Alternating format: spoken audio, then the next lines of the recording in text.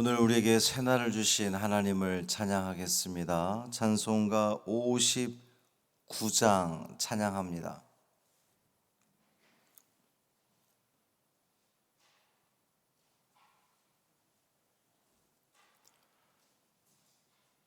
찬송 59장.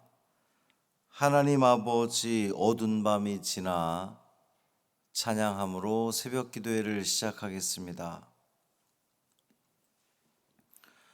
하나님 아버지 어두운 밤이 지나 먼 동이 터서 밝은 아침 되니 우리가 이 시간 주님 앞에 나와 주 찬양합니다.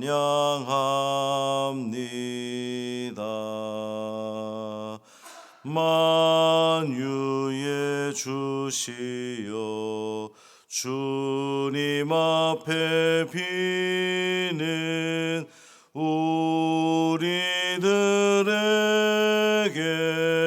힘을 주시옵고 하나님 나라에 한량없는 은혜를 내리어 주소서.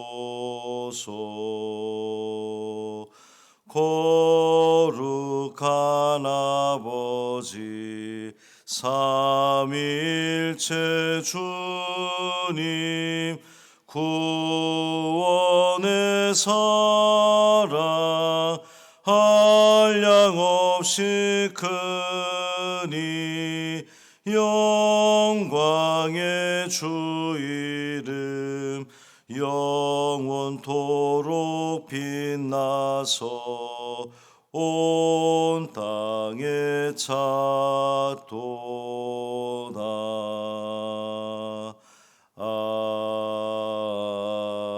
아멘. 사도신경으로 우리의 신앙을 고백하겠습니다.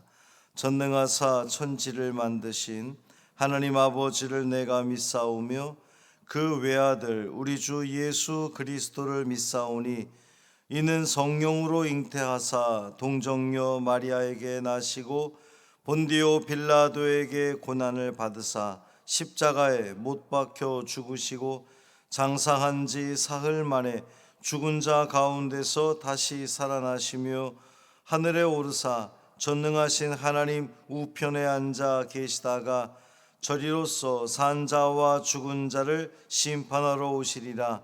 성령을 믿사오며 거룩한 공회와 성도가 서로 교통하는 것과 죄를 사하여 주시는 것과 몸이 다시 사는 것과 영원히 사는 것을 믿사옵나이다. 아멘. 이사야 19장 1절부터 4절까지 말씀입니다.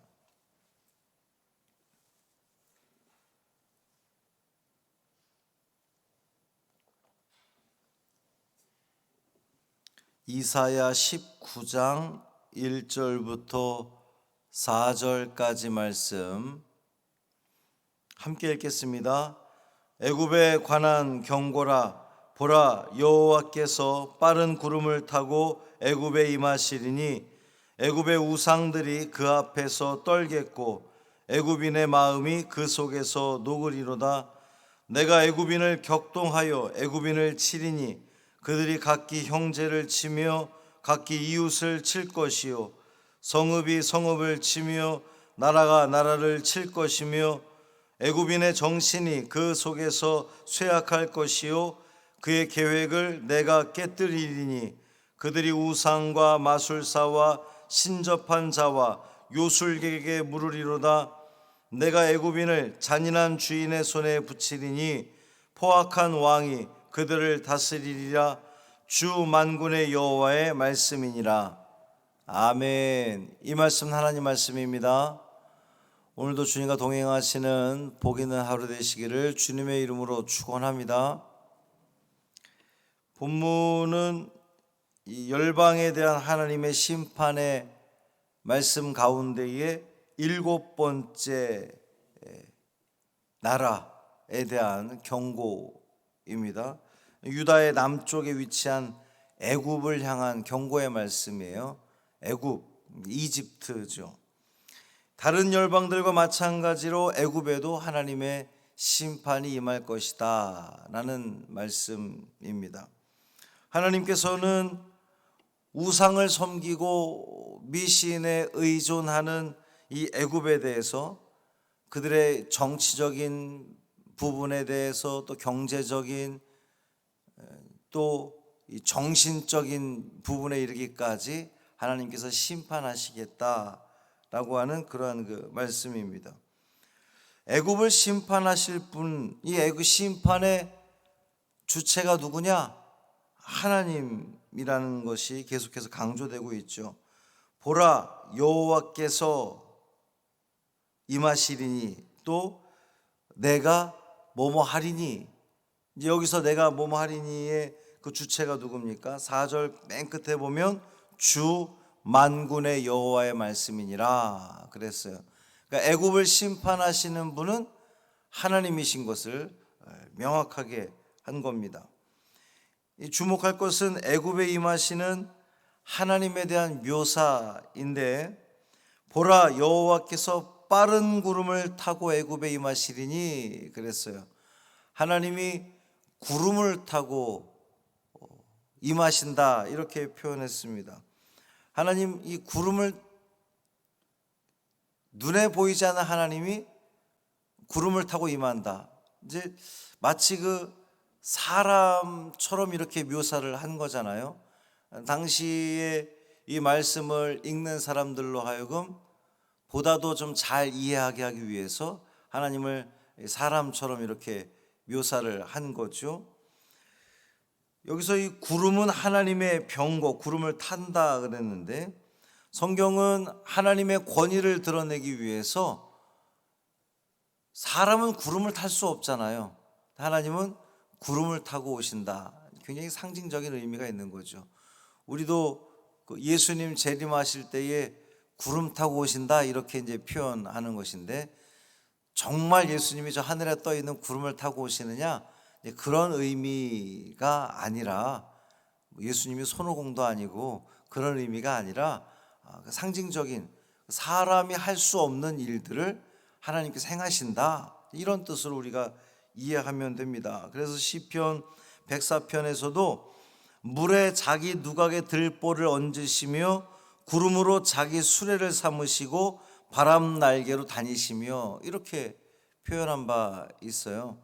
하나님께서 구름으로 자기 수레를 삼으셨다, 이런 표현들은 진작부터 있어 왔던 그런 그 표현이라는 거죠. 특히나 이 빠른 구름을 타고 오신다 그랬습니다. 이 빠른 구름을 타고 오신다라고 하는 대목에서 우리가 느낄 수 있는 것은 뭔가 이 심판이 신속히 이루어질 것을 우리는 예상할 수 있습니다. 하나님의 그 애굽을 향한 심판이 아주 신속하게 이루어질 겁니다. 그 신속하게 심판하시는 하나님의 임재로 인해서 애굽의 우상들이 그 앞에서 떨게 될 겁니다. 왜 그럴까요?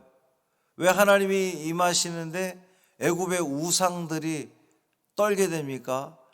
하나님은 만군의 여호와시고 세상 만물을 주관하시는 창조주 하나님이시고, 우상들은 그저 사람이 만들어낸, 또 그들이 섬기는 신이라고 하는 것은 우리 하나님의 비할 바가 못 되는 것이기 때문에 하나님이 임재하실 때에 모든 우상들이 벌벌 떨게 된다는 겁니다.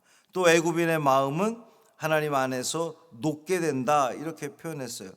뿐만 아니라 하나님께서 애굽에 내리신 그 심판은요, 애굽인들 사이에 내란이 있게 하신다는 겁니다. 2절 말씀 보면 내가 애굽인을 격동하여 애굽인을 치리니 그들이 각기 형제를 치며, 형제끼리 싸워요. 각기 이웃을 칠 것이고 성읍이 성읍을 치며 나라가 나라를 친다고 표현했습니다. 그러니까 이제 이 애굽 나라에 내란이 일어날 거라는 거예요. 하나님께서 애굽 사람들의 마음을 다 흔들어 놓으셔서, 다 흩어져 놓으셔서 그들이 하나 되지 못하게 하고 서로 싸우게 되는, 그래서 실제로 주전 8세기 중엽에 보면 상애굽과 하애굽 간의 심각한 분쟁이 오래 지속되었다고 합니다. 그 일로 인해서 나라가 하나 되지 못하고 계속 내란이 있고 분쟁이 있다 보니까 구스가, 이 에티오피아가 애굽을 치게 되는, 애굽을 점령하게 되는 그러한 일도 생겼다라고 하는 거죠.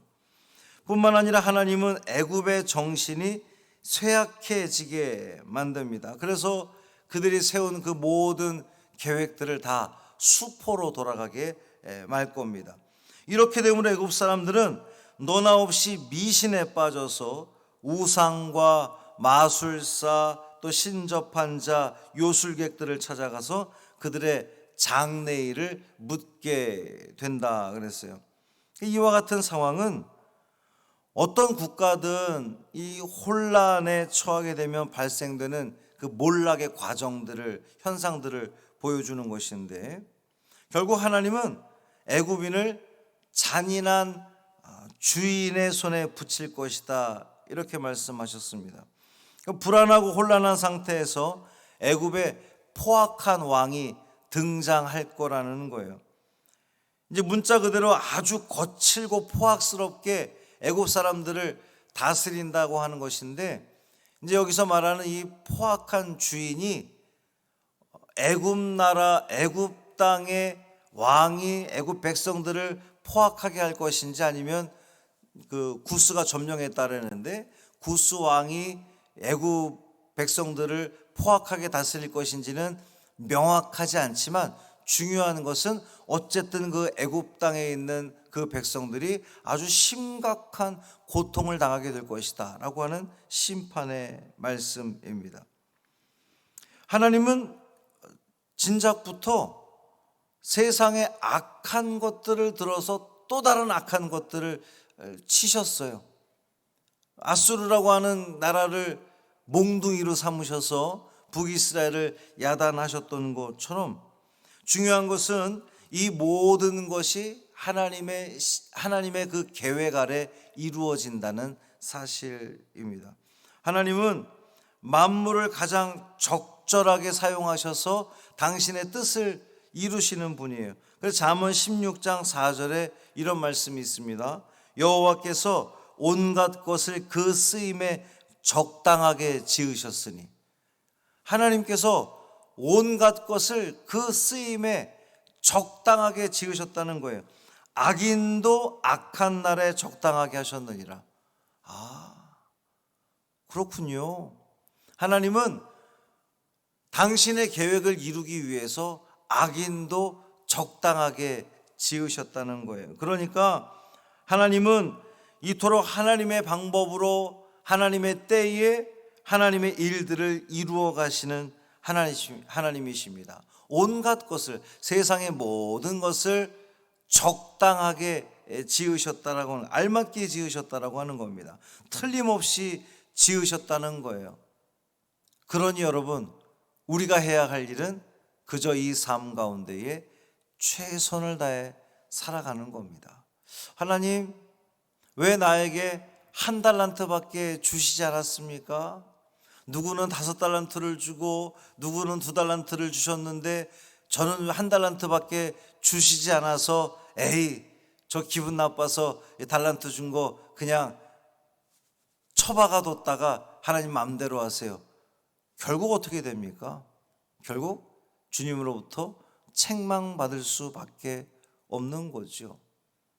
많이 받았든 적게 받았든, 나의 상황이 어떻든, 나의 처한 그 환경이 어떻든 간에 이 모든 것들은 하나님께서 나를 생각하셔서 가장 적당하게 허락하셨다라고 하는 그 믿음을 가지고 그저 최선을 다해 살아간다면 5달란트 받았던 정도, 2달란트 받았던 정도, 결과물의 그 금액에 대해서는 차이가 있을런지 몰라도 주님으로부터 똑같이 칭찬받는, 착하고 충성된 종이라 칭찬받는 그러한 종들이 되었음을 우리는 기억을 하면서 이 하루도 주님, 나를 이 모양으로 만들어 주신 것도, 저를 그저 이 정도 170도 안 되는 키로 만들어 주신 것도, 저를 이렇게 못생기게 만들어 주신 것도 다 하나님께서 적당하게 하나님 필요에 따라서 지으셨음을 내가 믿고 감사함으로 이 하루를 살아가겠습니다 라고는 그 고백 가운데에 매 순간을 살아간다면 우리 안에 불평과 불만이 쏟아져 나오는 것이 아니라 늘 감사와 찬양이 넘칠 줄 믿습니다. 오늘 이 하루도 모든 이 순간마다 하나님께 감사하시고 또 최선을 다하시고 그것을 통해서 주님께 영광 돌리는 우리 모든 삶 되기를 주님의 이름으로 축원합니다. 살아계신 아버지 하나님, 감사합니다. 하나님의 은혜 가운데에 이 새벽에도 우리를 깨워주시고 주의 전에 나와 주님을 찬양하며 말씀 듣게 하신 아버지 하나님, 감사합니다. 악한 것들도 당신의 필요에 따라서 적당하게 지으신 그 하나님께서 또 악한 것들을 심판하시는 것을 우리는 확인하게 됩니다. 뿐만 아니라 이 말씀을 통하여 나의 삶을 돌아보고 살펴보게 하시니 감사합니다. 늘 감사가 끊이지 않는 우리가 되게 하여 주옵소서. 나를 가장 알맞게 지으시고 나의 그 모든 환경들, 생활들을 주님께서 가장 적당하게 인도하신다는 사실을 믿고 깨닫게 하여 주옵시고 감사, 찬양이 넘치는 우리의 삶 되게 하여 주옵소서. 우리 사랑하는 김광희 권사님 입원 중에 있습니다. 치료 잘 받게 하여 주옵시고 막혔던 모든 것들이 뚫어지게 하여 주옵시고 회복되게 하여 주옵시고 다시금 이 새벽 제단에 나와 함께 예배드릴 수 있는 은혜를 누리게 하여 주옵소서. 코로나에 확진이 되어서 고통 가운데 있는 성도들 주님 치료하여 주옵시고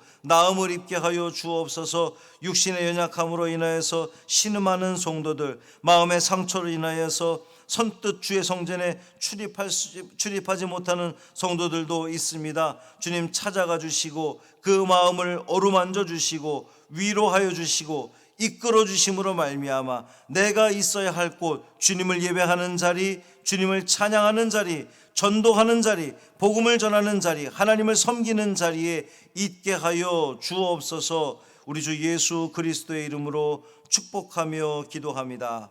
아멘. 하늘에 계신 우리 아버지여, 이름이 거룩히 여김을 받으시오며 나라가 임하시오며 뜻이 하늘에서 이루어진 것 같이 땅에서도 이루어지이다. 오늘 우리에게 일용할 양식을 주시옵고 우리가 우리에게 죄 지은 자를 사하여 준 것 같이 우리 죄를 사하여 주시옵고 우리를 시험에 들게 하지 마시옵고 다만 악에서 구하시옵소서. 나라와 권세와 영광이 아버지께 영원히 싸움나이다. 아멘.